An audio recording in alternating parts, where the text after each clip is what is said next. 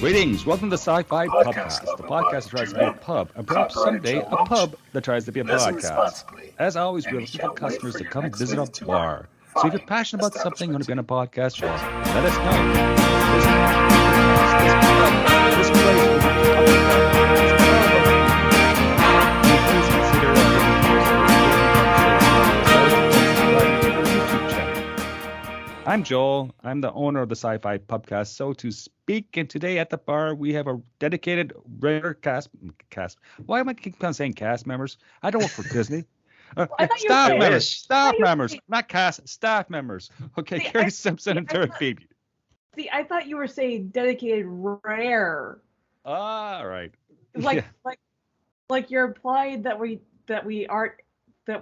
only show up very rarely, except that we're always the only ones here. Yeah, no, I mean, like you're like, okay, I use the word regular as like regular forces, okay, as in like you're my troops, okay. You also say rare, and like, is it rare that we don't show up for our jobs? Maybe I guess not. Maybe.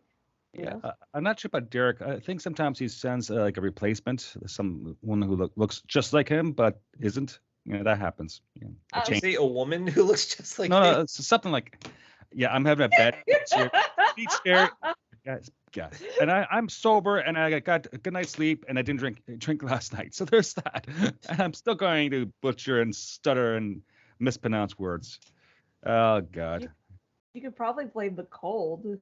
Maybe that. Any which way, talking about code, let's spin that on its head. And Keri, how is life in Southern California? How's the weather? Is it sunny outside? It is. If it's sunny, it's also chilly. I know. Chilly for Los Angeles is like 60s. I know. I have a bit of a wuss when it comes to cold. It's okay. It's all right. From Southern Ontario, Southwest Ontario, where London, Ontario is. It's kind of a dreary day. It's about 2 degrees Celsius. It's just right above freezing. And it's raining for a bit, then it stops, then it rains for more. And I'm actually broadcasting from the library at Western University, where I have a little private cubicle, and I don't have Wi-Fi at home right now. So yes, so I get to look out at the main center of this campus, this university campus, and watch all the undergrad students walk around like they're in a daze because it's SE writing season and exam starts next week. So it's fun. Oh, finals week is. Yeah. But what's new in your world, Keri? Got anything? No, not really. Just, hanging out in the cold, semi chilly apartment and just trying to not ruin too many holidays before the end of the year. I should ask, so you don't live right on the coast, right? You live inland. No. So if there's like a monster emerges from the Pacific Ocean, you will have some warning, I would think, right? Well, okay. I think yes. If there was a monster warning, I think I'd be okay. I think when Independence Day came out, my friends and I, we looked at like, we're on the other side of the mountains from where the spaceship hit. We might survive. Oh, good. We might have survived that initial blast. I don't know about the fallout, but right. But I could be wrong. Nice. And of course, we have Derek from the hills of Pennsylvania. How you doing, Derek? Pretty good. I had an interesting purchase adventure for Black Friday. So last Sunday, I bought a Xbox X used at GameStop, and I was like, oh, I'm finally getting the new Xbox. And I take it home and I put in Assassin's Creed and I start playing it, and it looks just like an old game. And it's like, where's the improved graphics? I don't understand. And it doesn't actually say Xbox X anywhere on the console or on the desktop screen. So I'm getting increasingly confused about this. So finally I go to get my other game, Star Wars, which is a X only game. And I plug it in and it says, not compatible. You need an Xbox X. So, with a little bit of research, I learned that there's an Xbox One X and an Xbox X, and they are two completely different things. How confusing is that? Well, at least you're trying to game the system. Yeah. So, fortunately, I was able to go back to GameStop today and exchange it for the correct Xbox X. So, as of about an hour ago, I finally started playing the new Xbox, and the graphics do look better. Oh, nice, nice. Okay. I've been reading books. That's what I've been doing. Yeah, yeah. And not like it's interesting books, but I've been reading. I just read a pop culture book on why it's a really bad idea to have humans settle on Mars. But it was done such a way where like it's okay usefulness for me, but it's not because the sourcing wasn't great. So from an academic point of view, it's like, oh man, I can't even use that. I spent 6 hours reading this damn book. Oh well. So of course, my real job is tending bar. This is what I do nowadays, including at the Sci-Fi Pubcast. So I should turn to business and ask you, Derek, being our kitchen guy, how is our kitchen doing? It's good. And before we talk about any meals I've prepared, just a random question: how do you feel about iguana meat? Pro or con? If I'm I like iguana, actually. if I was starving on a desert island somewhere in the South, South America or South Pacific or somewhere where we have, iguanas and like I was starving, yeah, I might eat that, but it's not my first choice, not my go-to. Okay. All right. In that case, I Why? have nothing to prepare for today. Oh, okay, that's nice. Also, Okay. I got a lot of stuff to throw out in the garbage tonight too. Oh, God, I mean, It's gonna smell bad. I got this close to eating gator once, but yeah, I've had gator before, yeah. Before I make a really bad joke, I'm not going to stop right there. Actually, I've seen on your social media posting, Derek, that you've went out and you obtained some maps for your books, right? Yes, I've gotten Tell us about two that. of my maps professionally done so far, and I got two more to work on too. So, and I'm still waiting on the cover art, but things are coming together, and I'm still planning to publish within the next month. That's fantastic. Nice. Someone's going to publish. Yes, and it's not me. Okay. What am I doing? So I'm spending a lot of time involving myself with campus politics at Western University at the graduate level, student level, which is both bad and good. I'm doing it mostly to protect the bar I work in, which is called the Grad Club, which is actually owned by the student union, the graduate student union. And so that's tying me up a lot. Yeah, they treat me well, and I'm trying to protect the history and the legacy and the sense of community without pissing too many people off. I've moved from being a political asshole to being a political diplomat nowadays. So I'm building bridges after showing what I can do on my other side. is that what it's called? This. Yeah, exactly. And I'm hosting Koki every third Friday of the month. So yeah, so last week I dressed up as a stormtrooper from the Empire Strikes Back from Star Wars, and it went over very, very well. And man, these things are so uncomfortable to wear. But it's a real one, right? Okay, so it's like, oh man, but people loved it. Next month, I went out and obtained a Santa Claus outfit. So I'm dressing up as Santa Claus. But in truth, I'll probably be wearing the Santa Claus costume to like all the different Christmas functions and just showing up places just to cause trouble and be my trickster self, which is great. So that's We kind of can have it any other way, Joel. yeah. That's kind of my update. I am planning to go down to visit my relatives in Pennsylvania the day after Christmas. So yeah, not sure. I'll probably hit you up, Derek. You might be around the 27th or something like that. We'll see. That's about it, man. That's all I got. I'm losing more hair. I'm behind my PhD. I'm still doing University Senate stuff, so I'm tied up in like different hearings. So literally, I'm giving like free legal work for free, and then I'm getting criticized because I'm behind my academic stuff. It's about balance. And I'm supposed to be semi-retired. I'm not supposed to be working all these long hours. Oh, such is life.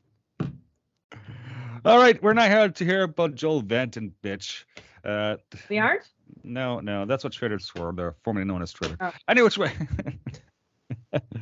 All right, let's Godzilla hollow this because, I should say this, for this topic of the show, you may want to grab a White Claw It's a alcoholic drink.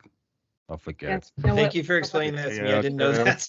Or at least I know what White Claw is. I can't speak for Derek. Apparently, Derek didn't know. I did not know. Okay. It's a seltzer. It's a hard seltzer. Okay, moving on. We're talking. There's putting alcohol in everything now.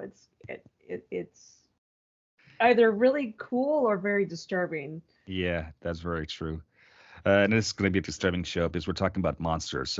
Monarch, Legacy of Monsters, specifically, the new Apple TV show, and starring a whole whack of people, which I'm going to butcher the names, but I'm going to make the attempt. Among others, including Anna Swae, Andres Holm, Maro Yamamoto, Ren Watabe, Kirsty Clemens, and of course, Kurt and his son, Wright Russell. So, Wyatt. right. See, That's I'm the only one I can't. I can't. right. Is it like a R or Y? Like white? Wyatt. Like Wyatt Earp, right? Wyatt? Yes. Yeah. Okay.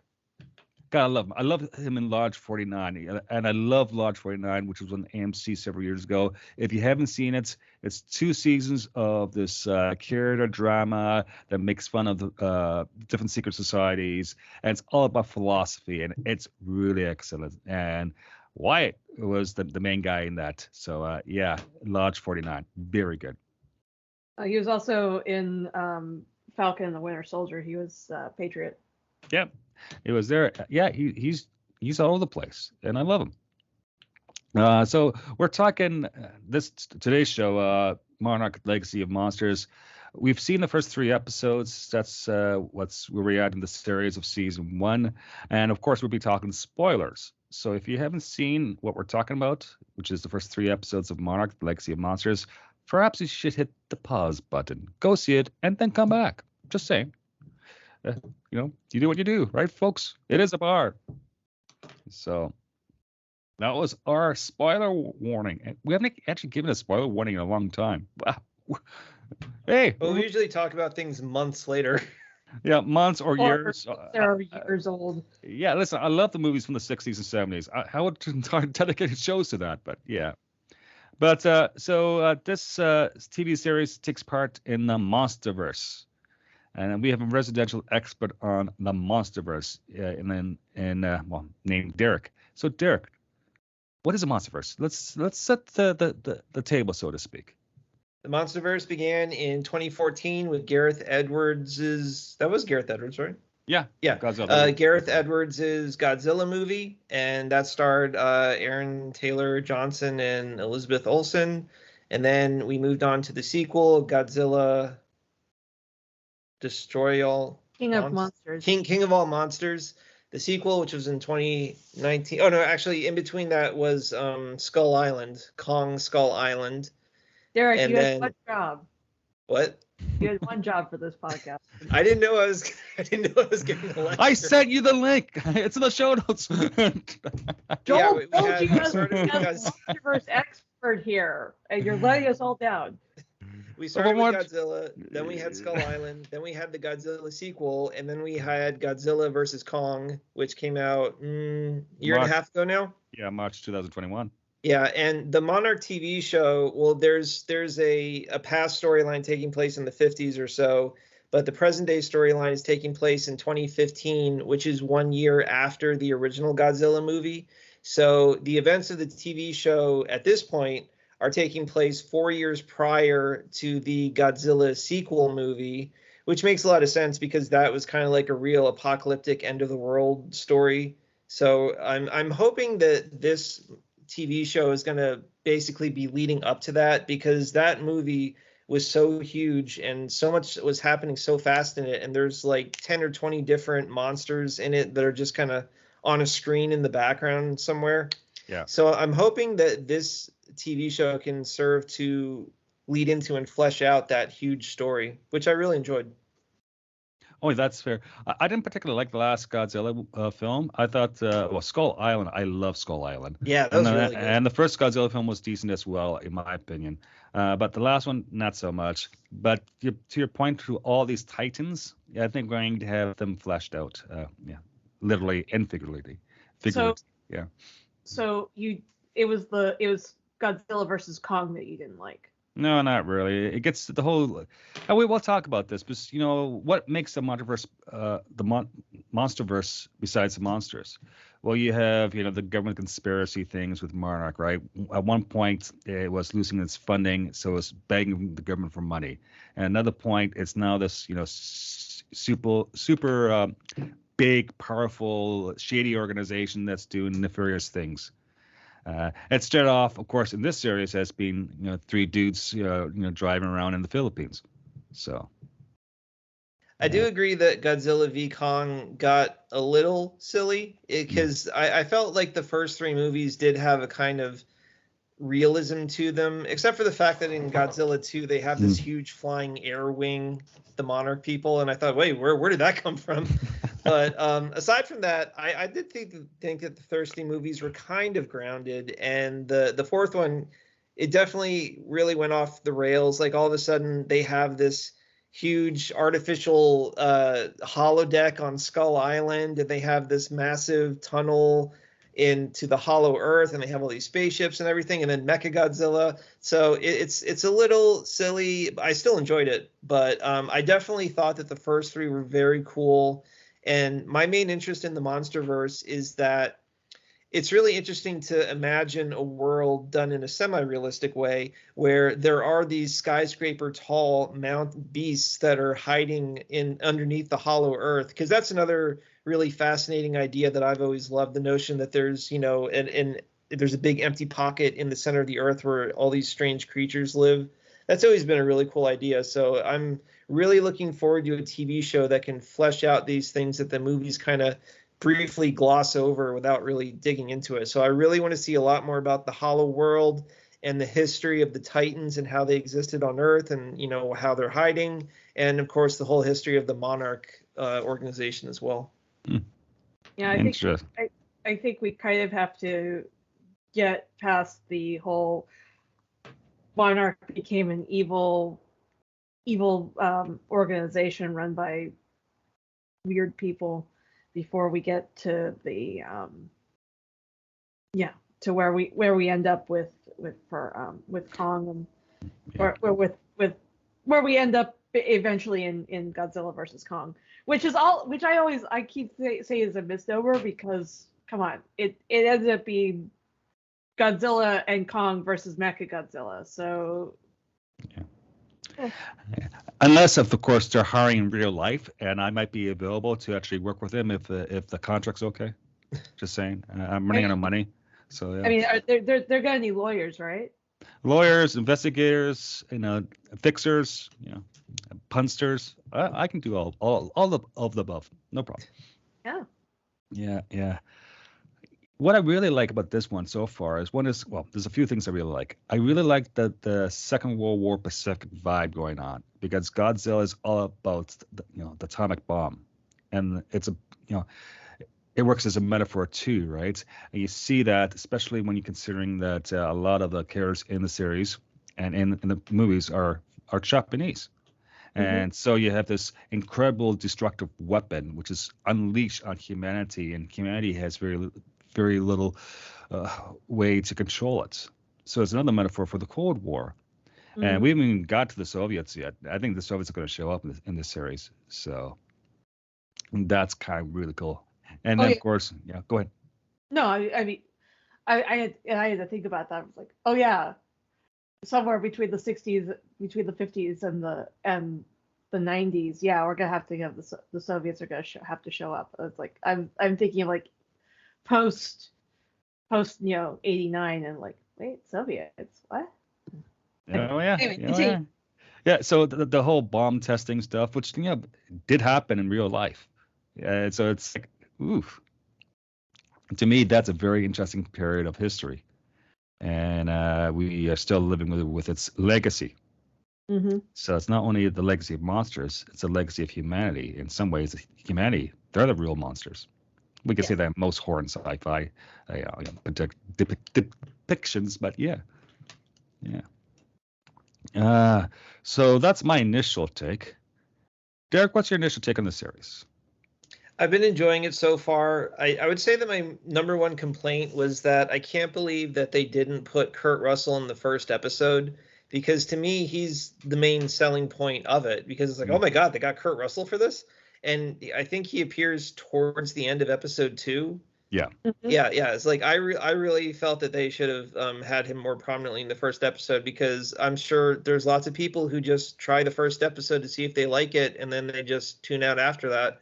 So I really think that Kurt Russell should have been there at least at the very end of episode 1, just to give the general audience a taste of him. And I've really enjoyed his character so far. I was afraid he was going to be kind of like a stoic, generic character, but no, he's a charming Kurt Russell type character. So he's been a lot of fun.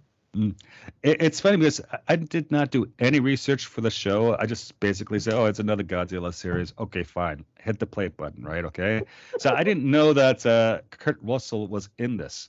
I saw, oh, White. Oh, okay, cool. One of my favorite actors. Sure, why not? And then, of course, I was watching the opening credits for the second episode. I was like, Kurt Russell's in this too? What is he? Gonna play a bad guy? And then I realized that they were father and son in real life. Yeah. I'm such an idiot. Wait, you didn't see the resemblance? Wyatt looks so much like his dad now. It's Oh man, just so fun. I'm just so stupid. I'm multitasking is my problem, and it's what I do every day. I multitask.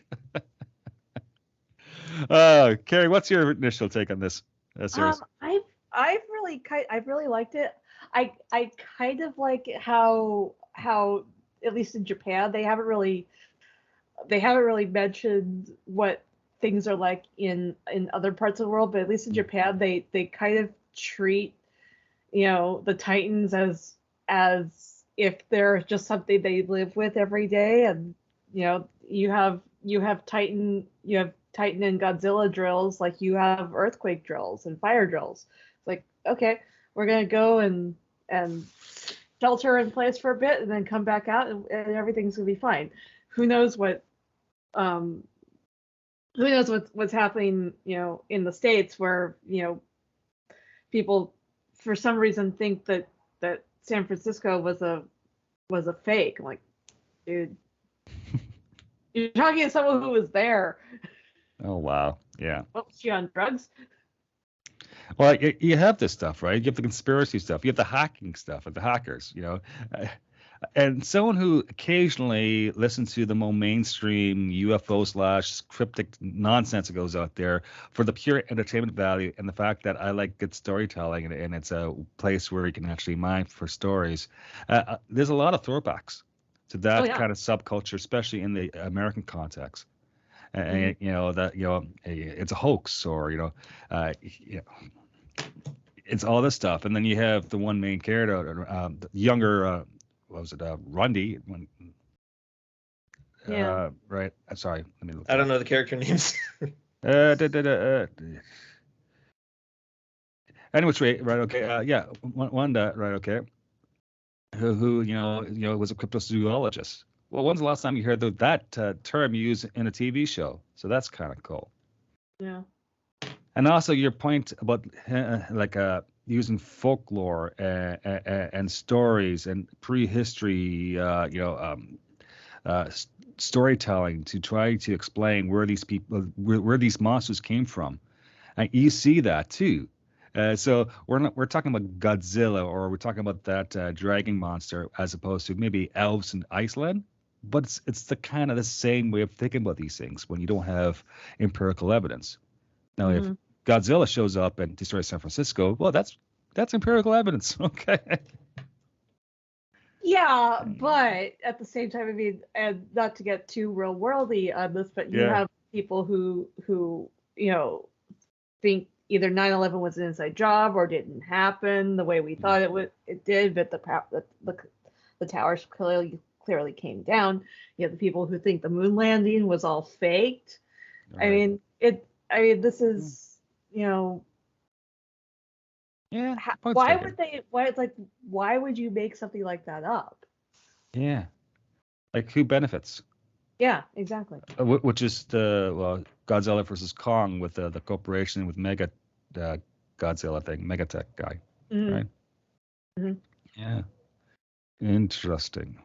Yeah, like Keri said before, I thought it was really interesting that they showed what life is like in Japan after G-Day, where they've had to, there's defensive turrets everywhere, and they do these regular drills.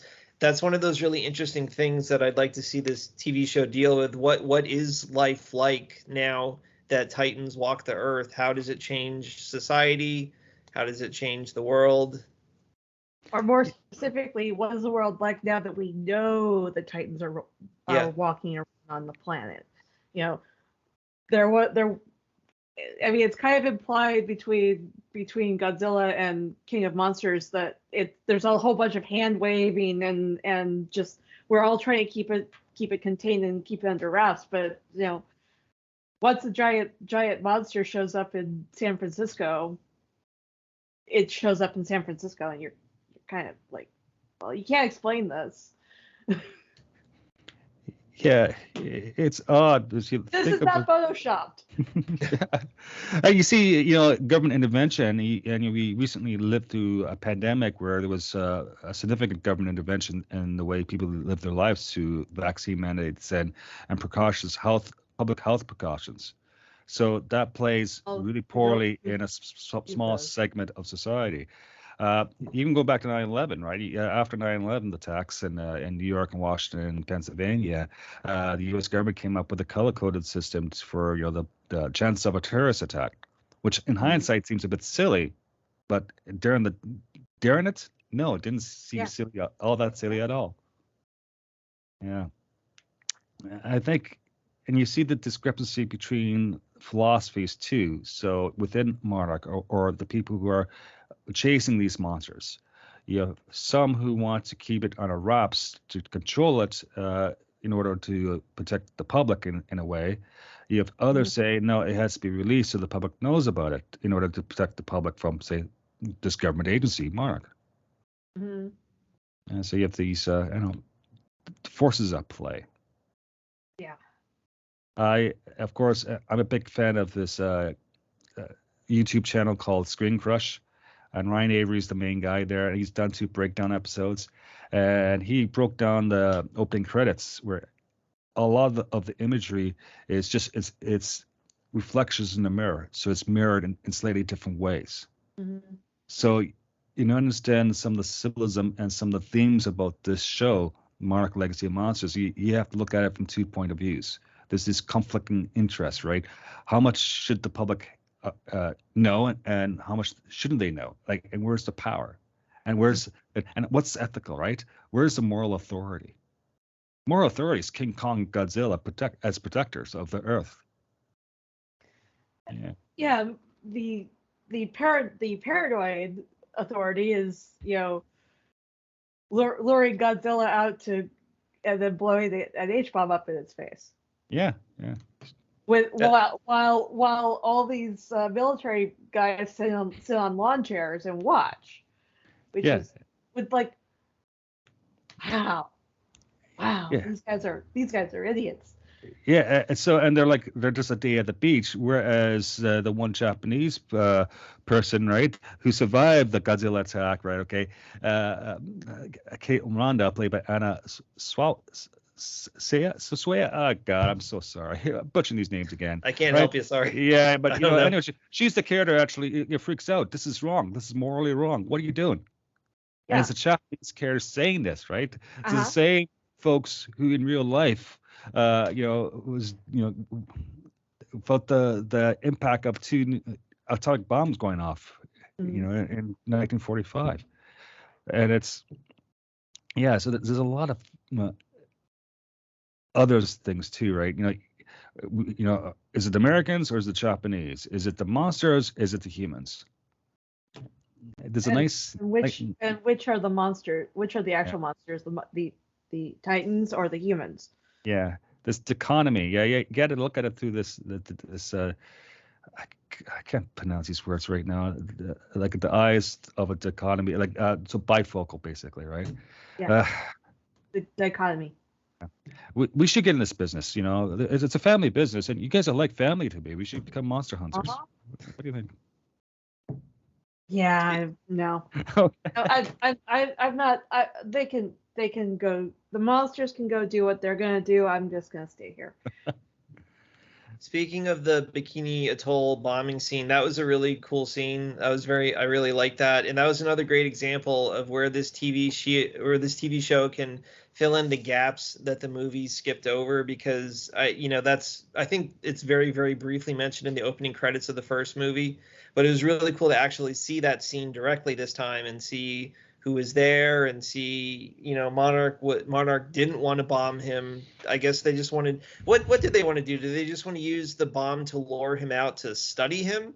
Yeah. Well, they were trying to use the radioactive material to see what Godzilla would do if it was just, sitting there out in the open. Because it looks like some of the Titans actually absorb the radioactive material and make it inert. So, yeah. Yeah, that was a really cool scene. It was nice to see how Monarch didn't want him to get nuked, and the military people were overriding them, and it'll be interesting to see where that moves along after that. Are they just going to keep bombing him over and over again until he goes away? Well, that was the thing I was waiting on. It's like I was expecting that scene to go slightly differently, where instead of Godzilla being gone after the explosion happens, like he's just standing there going, he's like chicken or something. God. Like, what did you? That yeah? Did you have anything? You have any more? Yeah. Talking about the military. So, what do you guys think of Lee Shaw's superior officer? Was First Colonel, now General Puckett, played by Christopher Heyerdahl. I mean, he's been a bad guy in almost every Canadian production of the last 20 years. I have a funny story which I mentioned to you guys a couple of weeks ago about Christopher Heyerdahl. Okay. First thing, I love him, right? Okay, he's been around, and a few weeks back, I went to see Spamalot at the Stratford Festival for the second time, actually. But I went and I saw it, and on the way out, I had to use a washroom, and we're in the cheap seats because I was with a bunch of friends. And I went in the washroom, did my business, and on the way out, this tiny little restroom, speaking Canadian, sorry, restroom, and my God, and who comes in? It's Christopher Heyerdahl. He had a beard and all that stuff, and he's there, right? Okay, and I had this puzzled look on my face, so he smirked at me and kept on walking. So he knew I recognized him, okay, and like. Okay, whatever. And I left. But still, it's like, oh my God. You understand, Stratford is a very small Ontario town. It's tiny. It's an hour northeast of London, Ontario. And it's like, just what? This stuff happens? Okay. So I know this guy from his days as playing the Swede on House on Wheels, which I think is the greatest villain on TV for the last 10 years. The Swede. Perfect. But never heard of that show. It's a Western, and it's really, really good. It stars the guy from Star Trek, Strange New Worlds. What's his name? Yes. No. I mean the actor Anson Mount. Anson Mount. Yeah. So I always think of whatever his name is as being the evil Wraith guy on Stargate Atlantis. That's what I mainly think of him from. He was also a one of the human characters on Atlantis. Yeah. And he was in Sanctuary, playing one good guy and one bad guy. So there's balance. Yeah, actually, I've never actually seen him in anything like he plays a good guy, but maybe someday it will happen. Well, his good guy character is under a lot of makeup in Sanctuary, at least. And it's when we're talking about the U.S. military and all that good stuff. I like the little nod to the whole Philadelphia experiments with the USS Lawton, which is the destroyer. I read shades of the Philadelphia experiment, which is this conspiracy story thing or idea that during the Second World War outside of Philadelphia in the shipyards, the U.S. military was experimenting with teleportation, and things got bad so you had sailors being transported into the beams of the ship. And so we saw a bit of that. And as Screen Crush guy Ryan Avery pointed out, this may play into the whole hollow Earth and the tunnel system. That's why you have these things going through the Earth and appearing in places like the Philippines. So, who knows? I totally missed that reference. So when they're in the Philippines and they find like a ship sitting in the middle of the jungle, that was the ship from the alleged Philadelphia experiment? They never actually said Philadelphia experiment, but if you read the imagery and stuff like that, especially when you see the scene where you have the sailors halfway transported into like the bodies into the metal beams of the ship itself, the bulkheads. Yeah, that's right out of the Philadelphia experiment. Wait, they showed that on Monarch? Yeah. Oh, I don't remember that. I mean, I remember them finding like bodies, but I didn't remember them being the bodies. Yeah. Oh, okay. Yeah. Okay, and here I am. I need to go back and watch Skull Island because I could have sworn that was the ship that they found on Skull Island. Really? Okay. I'm like, well, but how did it get there? And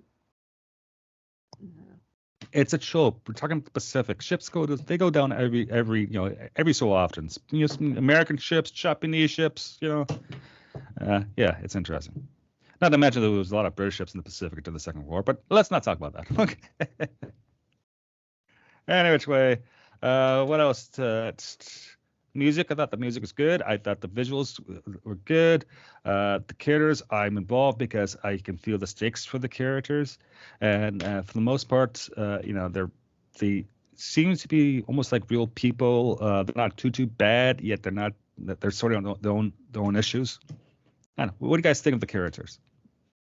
The characters are really cool. I'm kind of interested to know what's going on with the hacker girl. Like what exactly is her story? Because there's something that's not adding up there. Yeah, I think it's a family business. She's involved somehow with with one of the I could say factions of Monarch during the power plays, and who knows. It could be a lead into the Soviets, or it could be a lead into organized crime. It's probably going to be the Echo Terror stuff from the last movie. Possibly. Yeah. Who knows?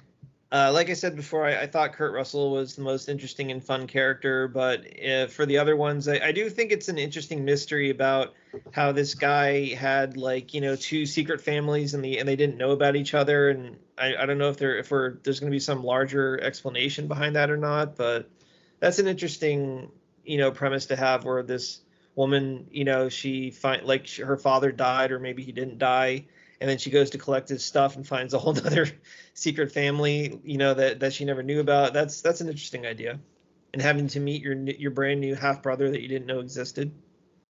Yeah, and it's about secrecy and the breach of trust.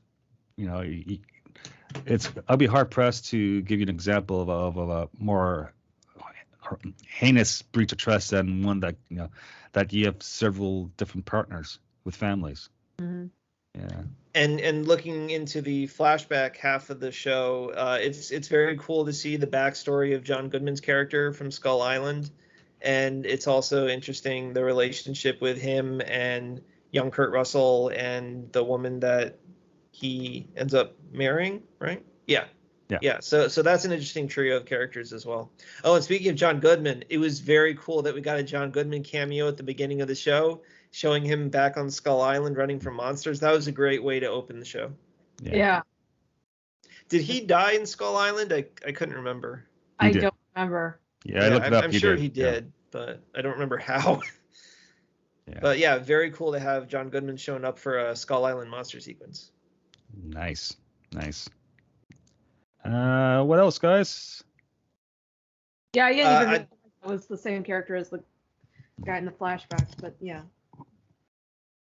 I'd be interested to know what you guys think of each of the 4 movies individually. I believe we all said that we enjoyed the first Godzilla. I did think it was a little slow, but I did appreciate the fact that it was so hyper realistic. Some people were frustrated by the fact that you don't see him until the end, but I thought that was a very effective way of building the mystique of making it look as realistic as possible. So while and obviously the characters were not that great in the first one, but so I enjoy the first one more for the visuals than anything else. I did think it suffered in the character department. What did you guys think? It's been a while since I saw it, so I'm trying to remember it. I did remember I liked it, but you're right. I think CGI is good stuff. I don't mind the whole let's not see the monster at the very end of the movie, but I don't know. I just found Kong Skull Island, the next one that came out in 2017, better because to me it was more interesting because I kind of like the conspiracy stuff and I kind of like the whole let's take a ship to the middle of nowhere stuff. Yeah, it's a trope in literature that I quite enjoy. So yeah, Kong Skull Island, and plus the fact that it's at the very end of the Vietnam War, so you have the U.S. losing a war overseas in Asia, which is very different from the say what happened with the Japanese in the Second World War, when the United States defeated them. To me, that Kong Island was probably the best one. Now the next Godzilla, King of the Monsters from 2019, and so is Godzilla versus Kong, which is last year. And apparently there's a new one coming out next year sometime. Godzilla X Kong, The New Empire. Yeah. I have no idea what's happening with that, but there's another movie. Yay! I thought each of them were fun. I don't know whether I liked one better than the other, and like I found Godzilla versus Kong to be a fun movie just for all the just wacky pseudoscience, type stuff. Like, okay, this if you're going to work with the Hollow Earth theory, this actually does kind of make sense. So cool. Yeah. Like sure, Kong would be a descendant from a giant ape race that lives in the center of the earth and can wield a giant hammer or axe or something. Sure. No problem. So, I thought Godzilla, King of All Monsters was really good and amazing. I loved how epic it was, how it really was this apocalyptic end of the world. And there were multiple Titans in this one that he had to fight, and he had to team up with Mothra to fight whatever the thing was called. And I thought the characters were interesting with the, Vera Farmiga, and how she was, working for the bad guys, but then she regretted it, and we had Millie Bobby Brown. So I thought that the second one was, or the second Godzilla one, I should say, was really cool and epic, but you guys didn't like that one so much? Yeah. I liked it fine. It's like, but I don't know that I like one of them better than the others. So yeah, I think there's a time and place for big dumb Godzilla-like movies or monster movies. I have to be in the right frame of mind to actually appreciate it, right? So I think I saw the last one on an airplane, so it's probably not the best place to watch it because the screen's kind of small and all yeah, that. You gotta see it on a big screen. I know. So you have to come. I have to revisit it to be in truth before I can, give you my 2 cents worth with any sense of fairness. That's fair. Yeah. And in terms of just like the cast of characters, Skull Island clearly wins by a landslide. You've got Samuel L. Jackson, John Goodman, Brie Larson before she was famous, Loki himself. It was such an amazing, cast of actors. Yeah, absolutely. Absolutely. What do you think this TV show, the Apple TV show, Monarch, The Legacy of Monsters, what do you think this show's heading? No idea. I said Soviets, but could be aliens, Well, the King Ghidorah was an alien. Yeah. He did come from another planet.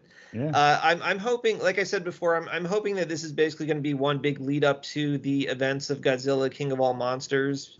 That will slowly get to introduce all the different Titans. Because at the start of that movie, Monarch was already studying multiple Titans as they were sleeping. And then I have to watch the movie again, but Ghidorah woke up and hijinks ensued. But I'd love to see more of that. The other thing that I would really love to see is Skull Island, the movie, set up such a fascinating mystery of not just the Titans that live on Skull Island, but also there was that tribe of local native people who could speak telepathically. It's like, what is up with that? Where did that come from? And then by the time we get to Godzilla v Kong, Skull Island is almost destroyed, and they have Kong living in a big holodeck, which is so weird. But I would love to see the progression of the story of what happened to Skull Island between the 70s and 2021, and how the hell did they get Kong to go into this holodeck and stay in there. I mean, that would be a really interesting story for me, even if it is a tad silly. Because he's addicted to video games, obviously. Yeah, isn't everyone? Hey, have you guys seen the cartoon series Skull Island on Netflix? I believe there's only one season, but apparently that's part of the MonsterVerse as well. I did kind of just play it in the background while I was doing other things. It didn't really hold my attention, unfortunately. Yeah. Interesting. I may have to check that out. Yeah, I was initially very excited because oh my god, they're doing something set on Skull Island. But when I actually watched it, it was okay. Mm-hmm. All right, I think we talked about this long enough. Any last thoughts? No, good. I mean, if we haven't spoiled it too much, but we have. Go check out the series. I mean, we're only 3 episodes in, so we can't spoil too much. Yeah. Derek? This is a show that has the danger of being cheap and small and boring. If you just have a bunch of uninteresting characters standing around talking about things without ever actually seeing any action or titans, it could be bad, but it's definitely held my attention so far. As I've said several times, I'm really fascinated by the world these movies exist in. So I'm really looking forward to a chance to get more explanations of that and the history of it. And I think they've done a good job so far. We've certainly had plenty of, monsters in it. And, Kurt Russell is great. The other characters are interesting enough to keep going with. So I'm enjoying it, and I hope it lasts for a while. I think it's just fun TV at this point. I love the dialogue. I think the dialogue is really sharp and witty, and because there's layer upon layer of meaning, and I just love that. And that's it. Yeah. You know what? Last night I was I like the use of the CGI. It's and if it doesn't look cheesy or anything, it just looks like they're right there. Yeah. Titan comes out of the earth, freezes a guy, and goes back to what it was doing. Sure. Certainly looks like they have a lot of money for this show. Yeah, which is good to see. Yeah. Anyway, we're closing our doors. This show is available on most podcast platforms and on YouTube. Subscribe today for listener engagement and announcements. Follow us on X, formerly known as Twitter, at SciFi Pubcast. And if you wish to contact us directly, our email address is management@scifipubcast.space. We love hearing from our listeners. Keri, where can people find you on social media? You can find me pretty much anywhere at Keri Blackfire42. That's KERI Blackfire42. And what other podcasts are you currently doing? I am also on Cape Chronicles, Enter the Dojo, and DC Talk is now back now that the strikes are over. So, and those are all over at the Random Chatter Network. Excellent. Derek, where can people find you on social media? I'm at Derek J. Beebe on Twitter. I have a website, derekbeebe.com, on which you can see my new fantasy novel maps for my forthcoming novel. Nice. Very cool.